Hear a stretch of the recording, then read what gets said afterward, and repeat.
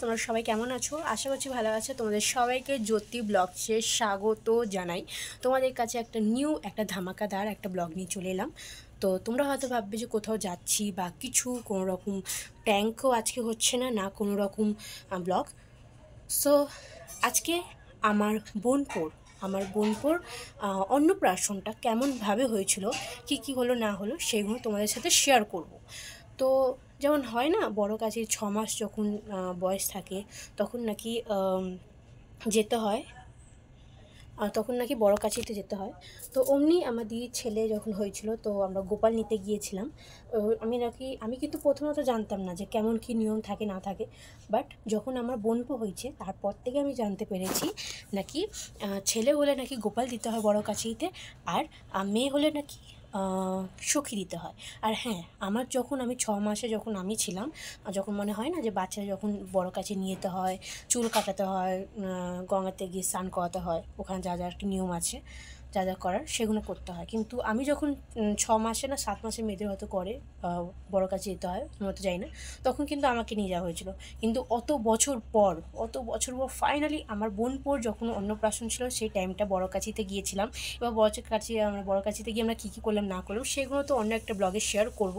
আর এই ব্লগটা হচ্ছে আমার বোনপোর জন্য আমরা গোপাল আনতে গিয়েছিলাম। এবারে গোপালটা আমরা অর্ডার করেছিলাম। আমাদের তো দর্শকর্মার দোকান আছে, তো দর্শকর্মার দোকানে আমাদের তো হয় না, লক্ষ্মী, গণেশ আর অনেক রকম ঠাকুর আনা হয় মাটির। তো সেই ঠাকুরগুলো আমরা যেখান থেকে অর্ডার দিই, তো ওনাকেই আমরা বলেছিলাম যে মানে একটা না, সরি, আমাদের কিন্তু দুটো গোপাল গিয়েছিলো। একটা আমার বাড়ি থেকেও একটা গোপাল গেছে, আর আমার দিদির বাড়ি থেকেও একটা গোপাল গেছে। আমাদের বাড়ি থেকে একটা মানত করা ছিল, মানে আমাদের প্রীতমের জন্য, তাই জন্য আমাদের বাড়ি থেকে একটা গোপাল গিয়েছিল। আর আমাদের বাড়িতে মানত করা হয়েছিল, ঠাম্মি মানত করেছিল। এবার সেটা কিসের মানত আমি কিন্তু জানি না। তো যাই হোক, তো এখন বেশি কথা না বাড়িয়ে ব্লগটা স্টার্ট করা যাক। তো চলো ব্লগটা স্টার্ট করি। আর তোমার যদি ভালো লাগে থাকে অবশ্যই কিন্তু লাইক, কমেন্ট, শেয়ার, সাবস্ক্রাইব করো। তো চলো।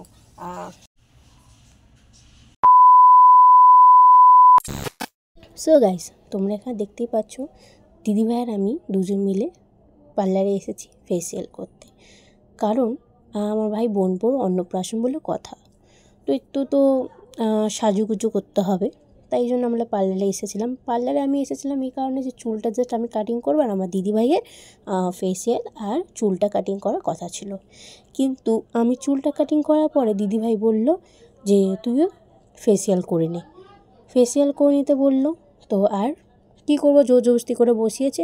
তাই আমরা দুই বোন মিলে ফেসিয়াল করে তারপর সোজা চলে গেলাম বড়পাপার দোকানে। বড়পাপার দোকানে গিয়ে দেখি পিপি চলে এসেছে। এবার পিপি, আমি, বড়পাপা আর আমার দিদিভাই, আমরা 4 জন মিলে গিয়েছিলাম যেখানে আমরা গোপাল অর্ডার করেছিলাম সেখানে। আর হ্যাঁ, আর একটা অটো আমরা ভাড়া করেছিলাম, কারণ আমার বড়পাপা একটা লোকের সাথে খাতির আছে, সেই লোকটা অটো চালায়। তো ওনাকে বলেছিল এই টাইমের মধ্যে চলে আসতে, তো উনি ঠিক টাইমের মধ্যে অটো নিয়ে চলে এসেছিলেন। এবং ওই অটো করে আমরা গিয়েছিলাম ঠাকুর আনতে। এবার ঠাকুরটা নিয়ে আমরা অটোতে বসে তোমরা তো দেখতেই পাচ্ছ। তো যাই হোক, এবারে কী হয় না হয় আমাদের সাথে থাকো, দেখতে থাকো।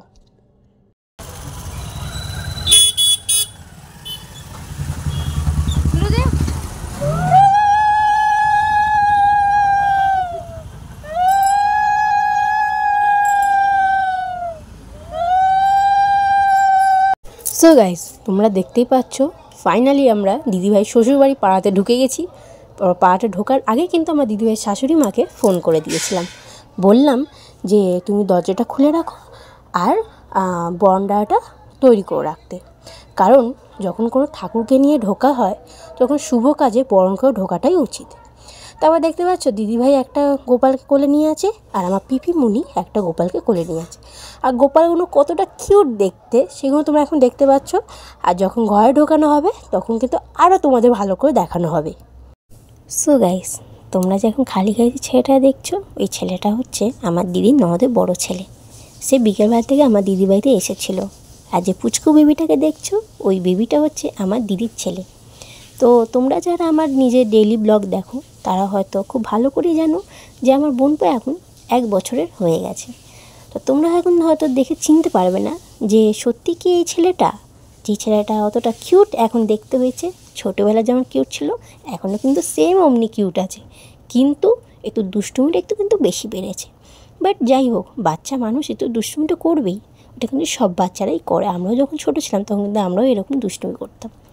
বাট যাই হোক, তারপরে তোমরা এখানে দেখতে পাচ্ছ আমার দিদিভাই আর আমার পিপি দুজনে কিন্তু দুটো গোপালকে নিয়ে আছে। আর আমার দিদির শাশুড়ি মা এখন গিয়ে প্রদীপ জ্বালিয়ে বরণটা করছে। আর হ্যাঁ, তোমার সাথে আর একটা কথা শেয়ার করি। যখন দিদিভাই আর আমি যখন ছোট ছিলাম তখন যখন আমাদের অন্নপ্রাশনটা হয়েছিল, সেখানে আমাদের কোনো ভিডিও নেই, না কোনো ফটো আছে। আমরা এখন কিন্তু আফসোস করি যে আমরা ছোটোবেলা কেমন দেখতে ছিলাম, আমাদের অন্নপ্রাশনটা কেমনভাবে হয়েছিল। আমরা যেমন আফসোস করি, আমি কিন্তু কোনো দিন চাইনি যে আমার বোনপো এমনভাবে কোনো দিন আফসোস করুক। তাই জন্য এই ভিডিওগুলো আর অনেক কিন্তু ফটো তুলেছি ওর, সেই ফটোগুলো তোমাদের কাছে কোনো দিন আমি শেয়ার করব। অনেক ফটোশ্যুট হয়েছিল ওর। আর সেই দিনগুলো কিন্তু আমি কিন্তু খুব ভালো করে ভিডিও করে গুছিয়ে রেখেছি এইসব দিনগুলো, যাতে আমার বোনপো যখন বড় হবে ওকে যাতে আমি দেখাই যে দেখো বা আমার প্রীতম যে তোমার এমনি কিন্তু অন্নপ্রাশনটা হয়েছিল। আর ও যেন কোনো রকম আফসোস না থাকে যে আমার ছোটোবেলায় আমি কেমন দেখতে ছিলাম, আমি কেমনভাবে আমার অন্নপ্রাশনটা সেলিব্রেট করা হয়েছিল, যাতে ওর কোনো রকম আফসোস না থাকে। তাই জন্য আমি এমনভাবে সব কটা ভিডিও আমি গুছিয়ে রেখেছি, যাতে ও যখন বড় হবে তোকে আমি সব কিছু আমি দেখাতে পারি। বাট যাই হোক, এইসব কথাবার্তা আমার বোনপুর বিষয়ে অন্য কোনো দিনে একটা শেয়ার করব। তো গাইজ, তোমরা এখানে দেখতে পাচ্ছ দিদিভাই ঠাকুর ঘরে দুটো গোপালকে রেখে তারপরে আমাদের সাথে আবার বেরিয়েছিল, কারণ ওর নাকি একটা শাড়ি কিনেছিল। তাই জন্য আমাদের সাথে গিয়ে হকাশখানা থেকে একটা শাড়ি কিনে জিজুকে ফোন করলো যে তুমি আমাকে নিতে আসো বলে, জিজুর সাথে উনি যে বাড়ি চলে গেল। আর আমি, পিপি আর আমার বড় পাপা আমরা তিনজন মিলে বেলা বাইরে চলে এলাম। বাট যাই হোক না কেন, তোমাদের ব্লগটা কেমন লাগলো জানিও। ভালো লাগলে লাইক কমেন্ট শেয়ার সাবস্ক্রাইব করে দিও। আর হ্যাঁ, তোমাদের কাছে কিন্তু খুব তাড়াতাড়ি বড় কাছে যাওয়া ব্লগটাও নিয়ে আসছি, তোমরা কিন্তু আমার চ্যানেলে লক্ষ্য রাখো।